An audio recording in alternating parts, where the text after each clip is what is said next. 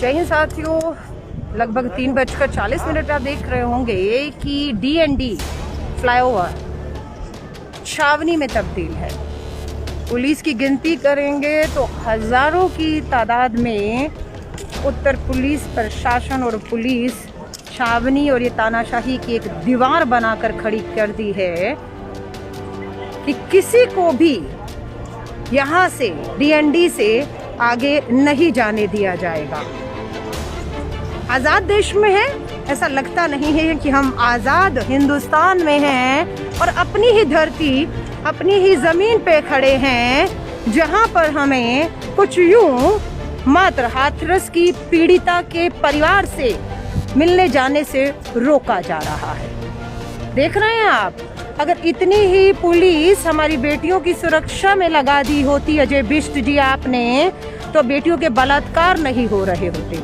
हम निहत्थों पर ये हाथ में लाठी लिए पुलिस वाले अगर यहाँ की बजाय उत्तर प्रदेश की गलियों में होते तो बलात्कारियों की हिम्मत नहीं होती इस लाठी का डर से कि वो बेटियों पे आंख भी उठा पाए। बलात्कार की बात तो बहुत दूर की है। राहुल गांधी जी, प्रियंका गांधी जी फिर एक बार DND पहुंचे हैं।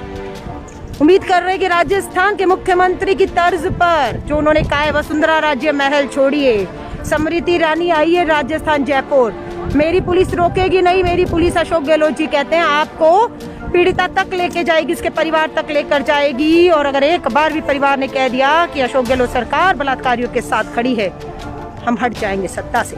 यहाँ उल्टा हो रहा है। यहाँ आपकी पुलिस, आपका प्रशासन हम सभी को हाथरस की पीड़िता के परिवार से मिलने से रोक रहा है। कितना आसान नहीं होता कि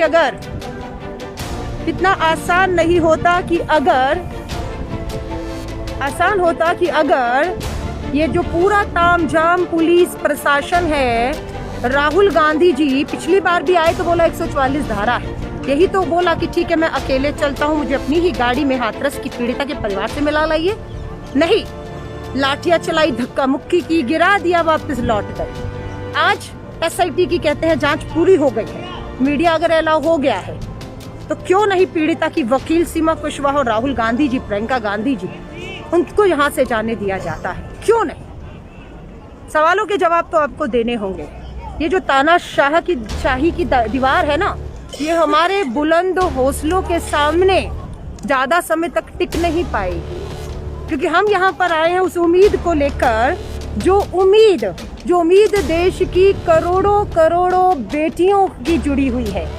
उनकी नजर है कि आज क्या राहुल गांधी दोबारा उस प्रयास में कामयाब होंगे, इस तानाशाह पुलिस प्रशासन की अजय बिष्ट की तानाशाही को तोड़ते हुए हाथरस के परिवार तक पहुंचने में कामयाब होंगे राहुल गांधी? ये देखना चाहते हैं। और राहुल गांधी कामयाब हो ना हो, लेकिन राहुल गांधी अगर कामयाब कांग्रेस नेता नहीं भी होते तो आप सोचिए उस बेटियों की उम्मीदें टूट जाएंगी, जो ये सोच रही हैं कि राहुल गांधी बिल्कुल पीड़िता के परिवार तक पहुंचेंगे, पूछेंगे न्याय हो रहा है नहीं हो रहा है, किसी तरह का कोई आपको धमकाया तो नहीं जा रहा, किस तरह की मदद हम आपके साथ कर सकते हैं, क्योंकि सरकार बलात्कारियों के साथ, अपराधियों के साथ खड़ी है, लेकिन देश पीड़िता के साथ खड़ा हुआ है। राहुल गांधी जी पहुंच चुके हैं, प्रियंका गांधी जी पहुंच चुकी हैं, उन्हें वहां पर रोका हुआ है। और यहाँ पर मुझे भी बहुत बार कहा गया कि आप यहाँ से उधर चले जाइए, आज़ाद हिंदुस्तान है ना, हमारी ही तो ये धरती और ज़मीन है, मैं यहाँ खड़ी हूँ या इधर खड़ी हूँ या उधर, क्या फर्क पड़ता है? क्यों इतने अत्याचार, अन्याय और तानाशाह आप हो रहे हैं? मैं एक बार फिर कहूँगी, थोड़ा अकल से काम लीजिए। आपकी लंका में तो आग आप ही की उमा भारती जी ने लगा दी है। स्मृति ईरानी जी में थोड़ी सी भी गैरत होती, शर्म होती, जो निर्भया में चूड़ियां तोड़ रही थी, उमा भारती जी से ही सबक लेती, थोड़ी हिम्मत दिखाती और अजय बिष्ट सरकार से पूछती कि ये क्या अत्याचार मचा रखा है, क्या मजबूरी थी? स्मृति ईरानी पूछती अजय बिष्ट से, क्या मजबूरी थी कि 2:30 बजे पेट्रोल डालकर बिना परिवार को चेहरा दिखाए आपने उस बेटी का जो है वो अंतिम संस्कार कर दिया, और उसके अंतिम संस्कार के बाद उसकी अस्थियां अभी भी वहाँ इंतजार कर रही हैं विसर्जन के लिए। परिवार का कहना हमें पता ही नहीं, हमें चेहरा ही नहीं दिखाया कि वो बेटी हमारी थी या कोई और है।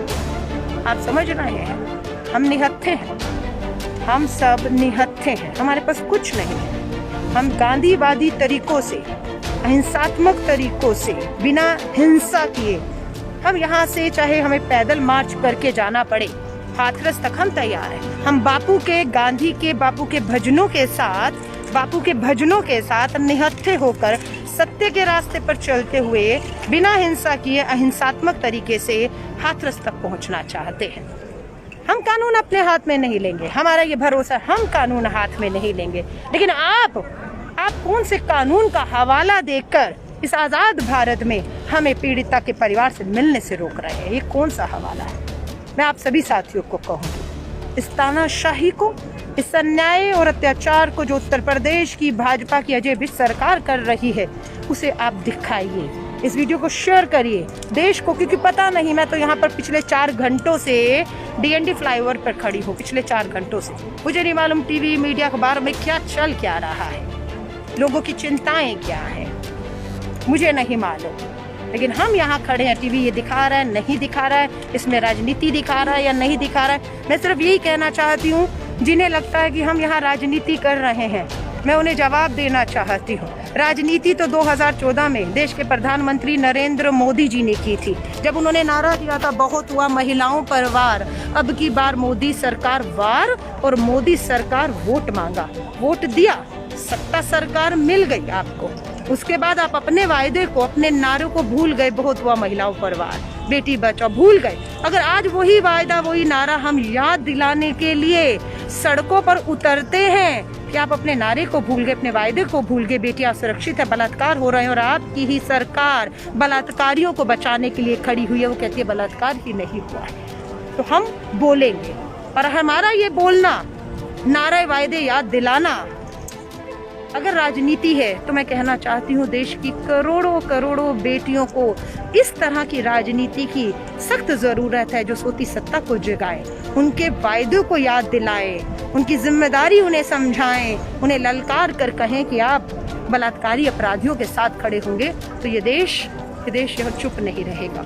मैं आप सभी को कहूँगी, वीडियो ज़्यादा से ज़्यादा शेयर करिए। मुझे नहीं मालूम है कुछ पलों में क्या होने वाला है।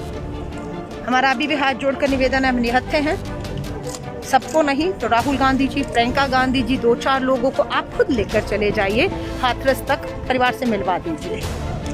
अगर नहीं मानेंगे तो जो भी निर्देश, जो भी आदेश कांग्रेस के नेता राहुल गांधी जी, प्रियंका गांधी जी का होगा, यहाँ पर अगर लाठियाँ खानी होंगी तो पुलिस के हाथ में आप लाठियाँ देख सकते हैं, इन लाठियों को खाने के लिए हम तैयार हैं। लेकिन जो निशान हमारी पीठ पे पड़ेंगे वो सदियों तक याद किए जाएंगे। मैं खुद यहाँ पर खड़ी हूँ, आप सभी से कहूँगी, आवाज़ बुलंद करिए, इस वीडियो को शेयर करिए, ताकि लाइव हकीकत, सच्चाई, जो कुछ भी है, हम कहाँ हैं, क्यों हैं, क्या मांग है हमारी, वो जायज़ है, नाजायज़ मांग है, ये सब आप फैसला करिए। मैं आपके ऊपर छोड़ रही हूँ। बहुत सी चीज़ों के सवाल देने होंगे सरकारों को। हमारी 4 राज्यों में सरकार है, पंजाब, छत्तीसगढ़, राजस्थान, पौंडीचेरी। 4 में हमारी सरकार है, 2 में हमारे समर्थन की सरकार है, 6 बाकी पूरे देश में, राज्यों में और देश में भाजपा की सरकार है। और आज वो भाजपा हाथरस नहीं जाती है, बलरामपुर नहीं जाती है, हरदोई, बुलंदशहर नहीं जाती है।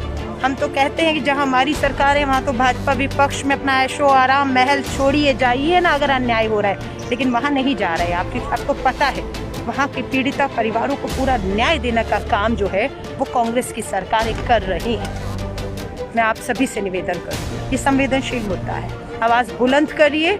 यहाँ की हकीकत, यहाँ की लाठियाँ, ये तानाशाह हमारी पीठ के पीछे हैं, हम तैयार हैं लाठियों को खाने के लिए। उम्मीद तो ये है कि गांधीवादी तरीकों से, हिंसात्मक तरीकों से हम यहाँ से बापू के भजन गाते हुए हाथरस पहुँचे। लेकिन अगर ये उन्हें मंजूर नहीं है कि हम गांधीवादी तरीकों से, बापू के भजनों के साथ हिंसात्मक तरीके से यहाँ से 140 किलोमीटर का मार्च करके हाथरस पहुँचे, अगर इन्हें ये मंजूर नहीं है, तो जो इन्हें मंजूर है वो हमें मंजूर नहीं, क्योंकि ये चाहते हैं हम लौट जाएं एक बार फिर से, पर राहुल गांधी जी ठान कर आ रहे हैं कि वो लौटेंगे नहीं। सभी को कहूँगी, 8000 लोग लाइव देख रहे हैं, इन 8000 लोगों से कहूँगी, शेयर करिए इस वीडियो को, लाइव दिखाइए कि आज कौन कहाँ क्यों खड़ा है और ये सब लोकतंत्र में क्या तमाशा हो रहा है। जय हिंद, जय भारत।